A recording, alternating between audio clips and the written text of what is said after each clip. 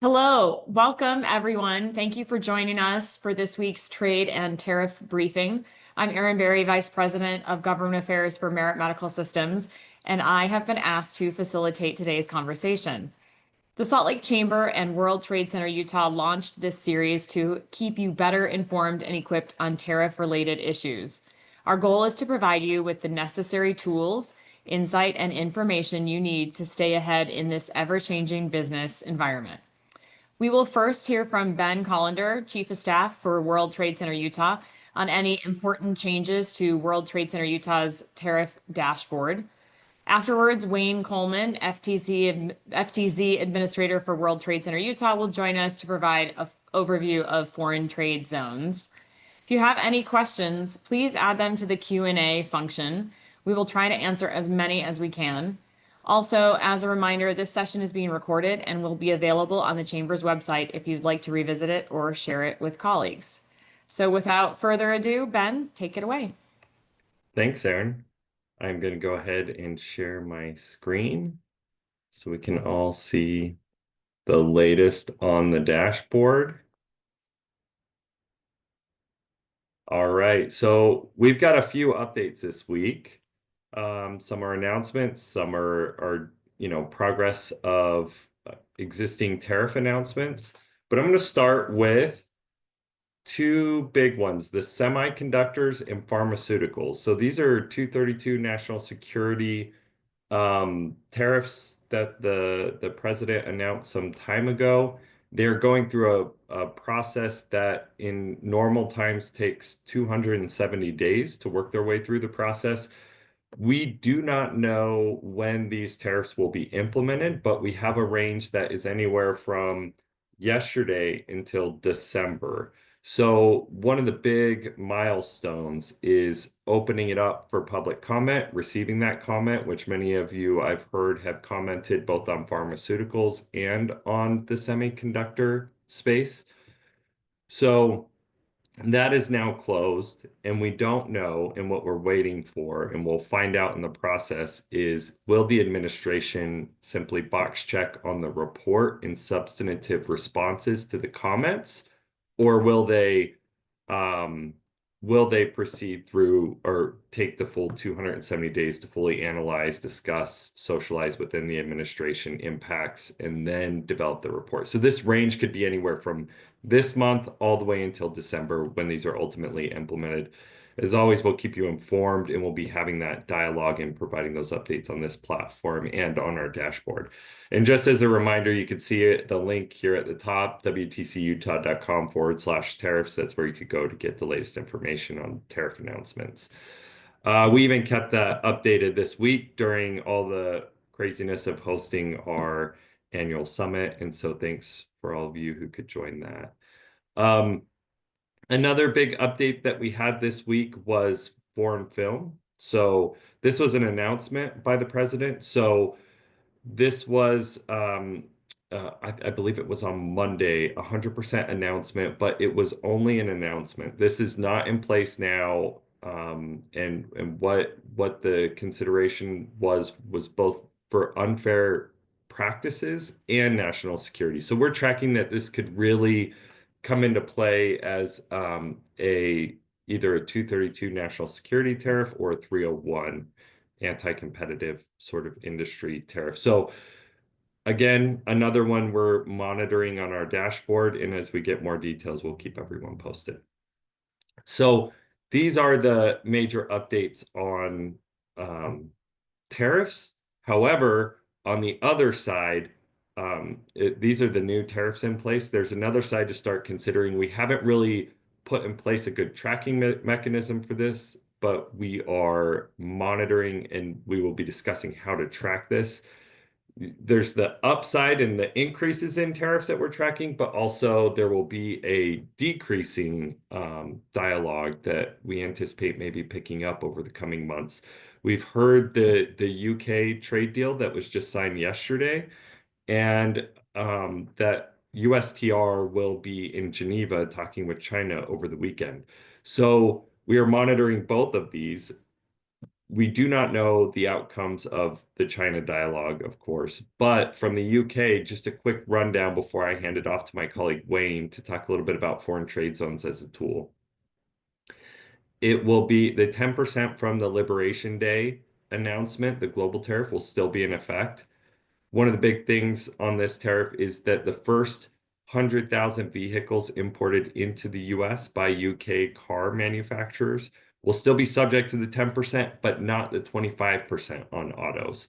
After the first 100,000, then that kicks in, that 25%. There's going to be more dialogue around steel and aluminum and the creation potentially of a new trading union for steel and aluminum. That's hard to say. And overall, this reduces some of the barriers to trade in the UK for things like agriculture, and we can go into more of that in at another point. But I do want to save some time for my colleague Wayne.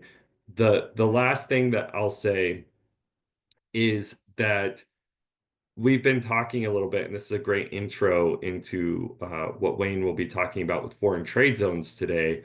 But there's this dialogue that we experience in our conversations with various businesses of bonded warehouse or foreign trade zone. And there's a consideration here that is, are we anticipating the tariffs will be going down, or do we anticipate that the tariffs will be going up? And this tool, in terms of the foreign trade zone, there's some nuances to this. Wayne can cover those, but typically you want to be thoughtful about which option you choose, because the foreign trade zone, in the event that the tariffs go down, you may be locked in at a certain rate because of the privileged foreign status. So in cases where it's high and maybe going down, it may be worth considering a bonded warehouse option. And in cases where the tariff has just dropped, it may be through dialogue, there's some risk that it may go up again, or that it's currently low and there may be some risk that it's going up. It's a good consideration to think about how foreign trade zone could play into your operations, or have some optionality there even between both. So with that, I'm going to hand it off to my colleague Wayne to talk a little bit about foreign trade zone and what World Trade Center does there and our offering with the foreign trade zone. Take it away, Wayne. I'm going to stop sharing my screen. Morning, everybody. Thank you, Ben. Okay, good morning. As Ben mentioned, WTC Utah is the new grantee of Foreign Trade Zone 30.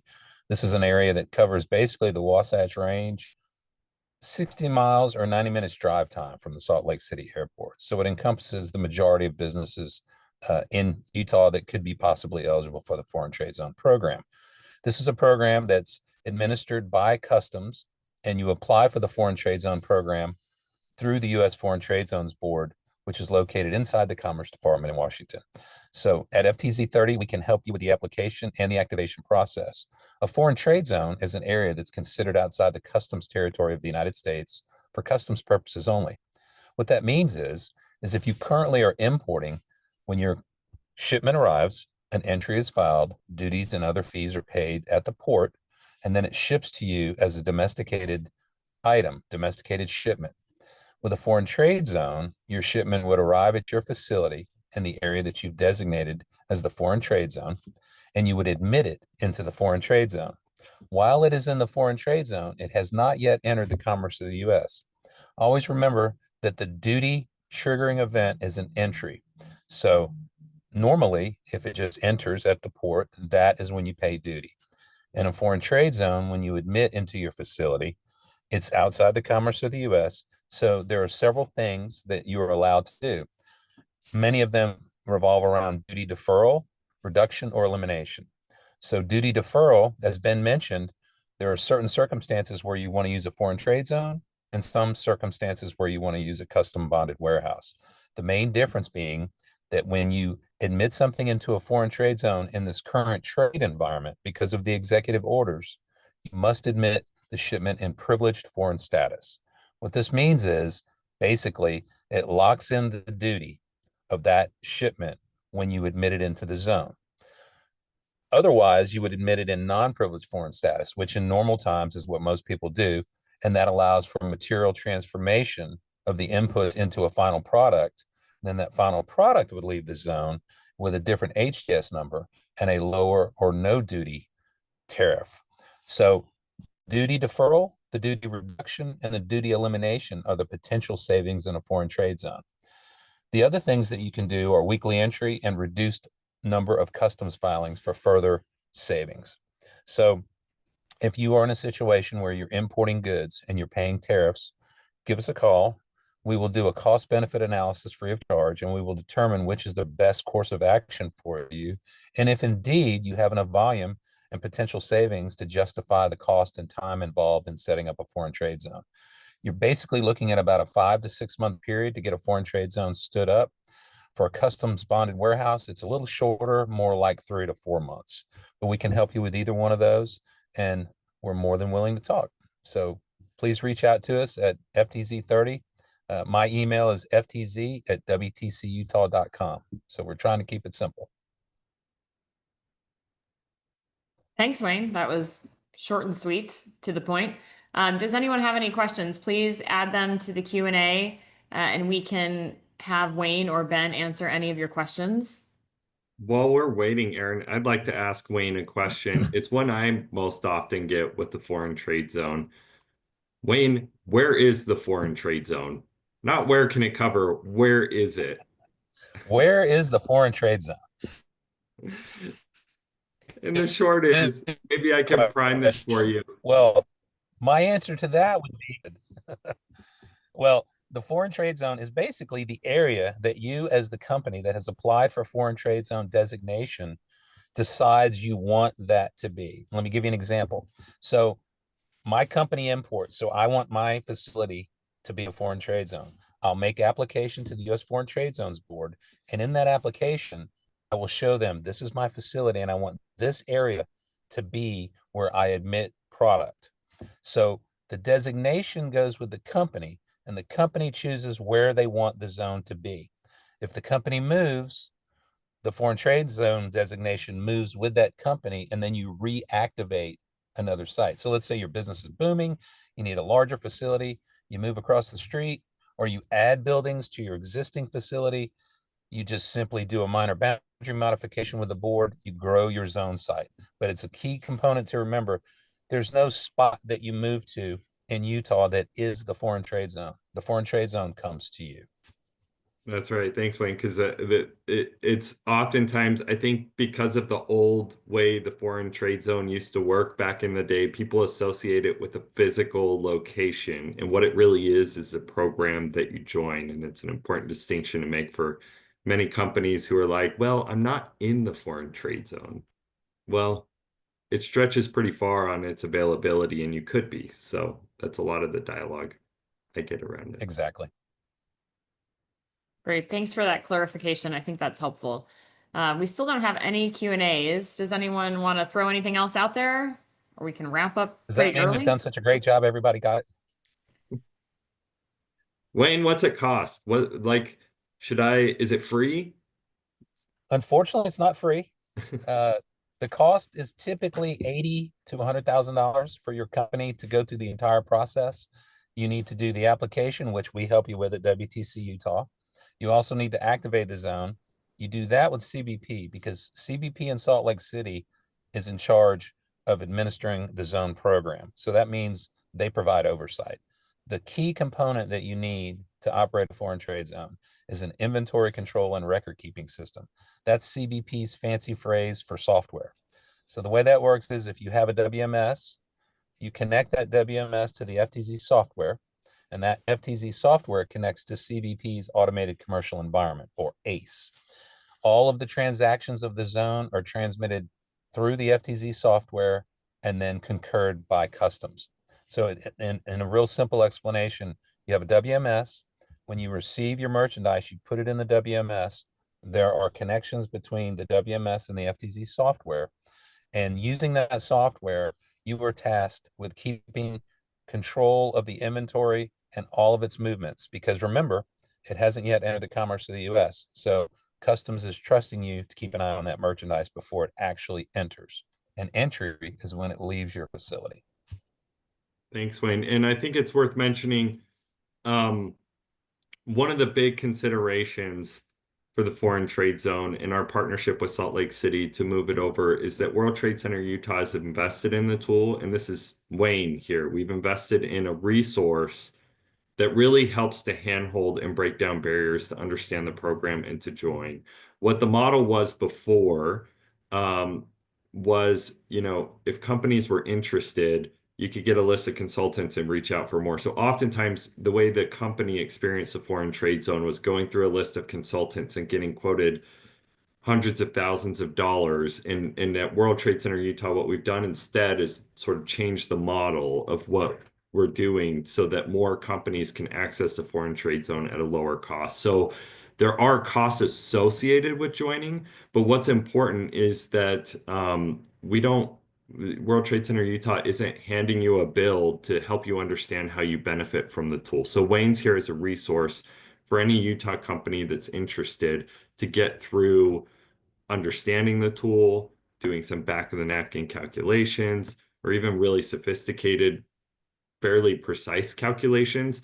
And the only cost associated from the World Trade Center is cost recovery in terms of paying for the resources on World Trade Center Utah site. So there's a $5,000 application fee, and then there's an annual fee associated with joining the foreign trade zone as well. So the point is, it's drastically brought down the cost and confusion of joining the program to have it associated with World Trade Center Utah in this partnership with Salt Lake City. And while it's not free, it's drastically reduced, and there are costs associated. There are operational costs for you as a business to consider. And so it's not just jump in, go, it's in today, but there are some considerations there, but we're here to help and handhold through that process if the tool can benefit you.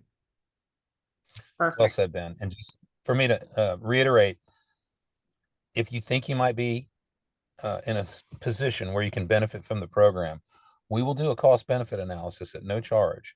So you'll know before you apply whether or not this program is going to be beneficial and have the right return on investment for you to make that outlay to get the program set up.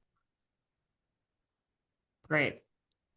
Thanks, Wayne. We do have a question from Scott Holmes. What's the latest update regarding China? I'm in China now, and it's interesting to hear their take. Maybe toss that to Ben. I know that there's meetings happening this weekend, but I don't know if there's anything else you want to add with China. Yeah, so as of right now, as of the latest I've seen, and if something's happened this morning, this maybe isn't included. Um, but we have, just to recap what we have in place with China, there were 301 tariffs under the Biden administration that were instituted against China. There were also some 301 tariffs from the original Trump administration, the first Trump administration. And so that covers different industries at different rates. We won't go through the details of that, but they're still in place. When under this Trump administration, and what's new in this Trump administration, there was the original 10% for fentanyl in preventing fentanyl imports into the United States, which was stacked on top of another 10% for fentanyl a month later. So 20% for fentanyl under this administration. And then when the global tariffs went into effect, it cast a wide net across the world. Everything but China was put on pause. So China, I think, started out at 34%. China escalated, the US escalated, China escalated, US escalated. Those tariffs amount to 125%. So when you stack that 125% on top of the 20%, you often hear the 145% number, which is where, as of the latest that I've seen, that the tariffs under this administration stand.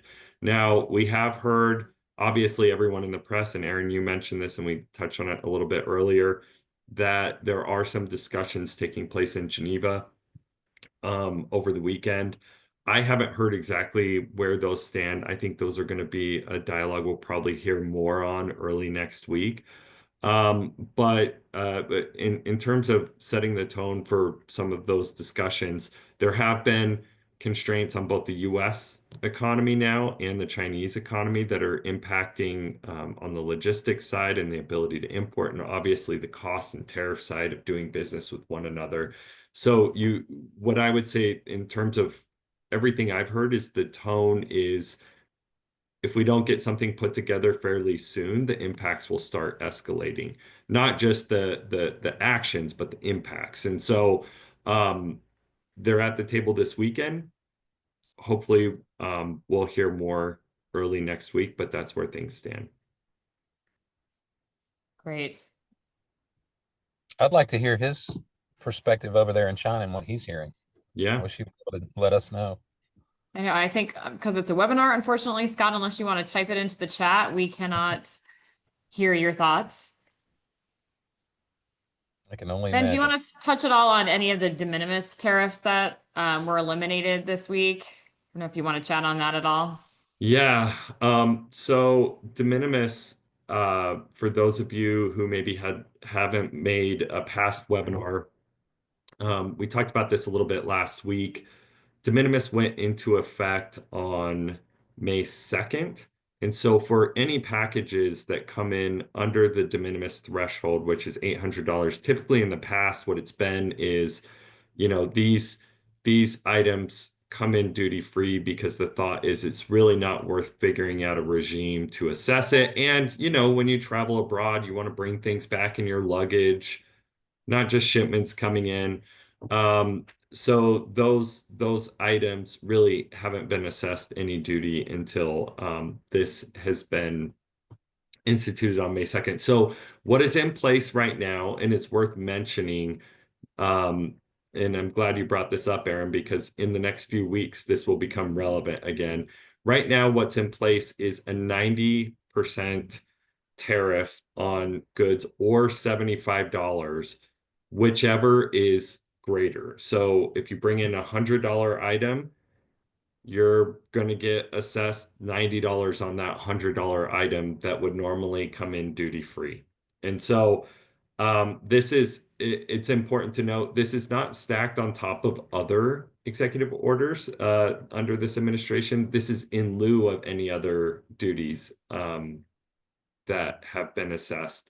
So, but one important thing on de minimis and with China is that on June 1st, that threshold will go up to either 90% or $150, whichever is higher. So there's some escalation in place that's going to start in the next few weeks if things aren't sorted out. So, And I do believe that's when Temu and Shine are going to really feel it. yes, We indeed. do have a question. Natalie is asking, do we have any insight as to how long we can expect new tariff announcements? Are we approaching the administration's end goal, or is this going to be the course of business for the next 3.5 years? Go ahead, Can Ben. we say that again, Erin? Do we Sorry. have any insight into how long we can expect new tariff announcements? Or are there any more that are going to be coming, do you think? Or are we approaching maybe the end goal now that we had the UK agreement? Yeah. We have the China talks this weekend. Yeah, see I there? think there's going to be a lot more still on the horizon in terms of we have if you take a look at our tariff dashboard, you have a lot of pending tariffs for 232 and 301 that will be working their way through the process. So that's one way to look at it. We will also have I talk about this in terms of looking at the world in three buckets. You have USMCA, so Canada and Mexico in one bucket, you have China in another bucket, and then you have the rest of the world. USMCA seems safe and quiet right now, but the negotiations are going to pick up for 2026.